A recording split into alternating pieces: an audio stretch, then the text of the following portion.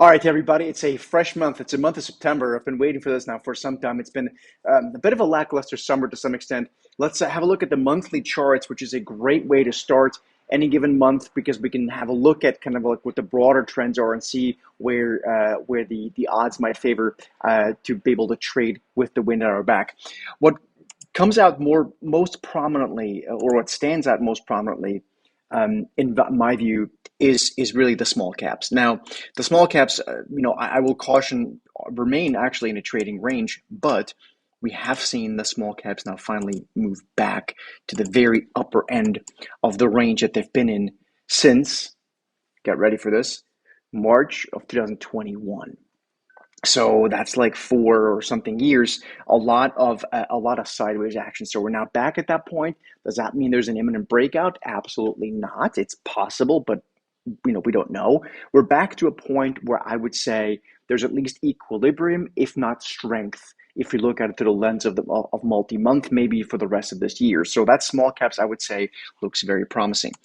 The other sector that's interesting is energy. Now, again, remember that energy, this is the XLE ETF. It hasn't done anything since it's been in a consolidation phase since the summer of 2022. So that's summer of 2003, 4, 5. So that's 3 years and almost a quarter now of going nothing but sideways. But again, it's a part of the market that's now back, or at least working its way back to the upper end of that trading range, where I would say at least in equilibrium, maybe even working with some sort of strength. So that's the kind of stuff we want to know. Energy, by the way, just so you know, also has a major resistance point dating all the way back to 2014. 2014 is 11 years ago, right? So if and when energy is able to overcome this, I tend to think it will at some point. That will be very interesting. Other stuff that's less interesting to me is just the S&P 500. You can see all we've done there is get back to sort of the very upper end of our longer standing trend.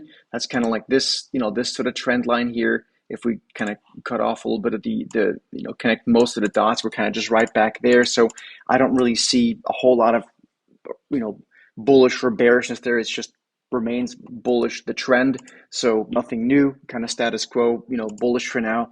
NASDAQ 100, same exact thing. Don't see anything taking place there. The one thing I'll point out though quickly is NVIDIA. And just so we've talked about it, NVIDIA to me, this shouldn't be a great surprise in the same kind of spot as the NASDAQ on the S&P just continues to go higher. But we're, I think, at a more critical juncture now. We're to see if the month of September were to bring about some changes in the monthly charts, we might then have a better setup to trade this with more well-defined risk levels. Because right now it's just up and up and up, and maybe there's some moving average we can use. For the most part, there's not a whole lot to do other than stay long until we start to see momentum break. And momentum hasn't broken yet in the NASDAQ and the S&P or NVIDIA, although NVIDIA could get close. So stay tuned and have a great day.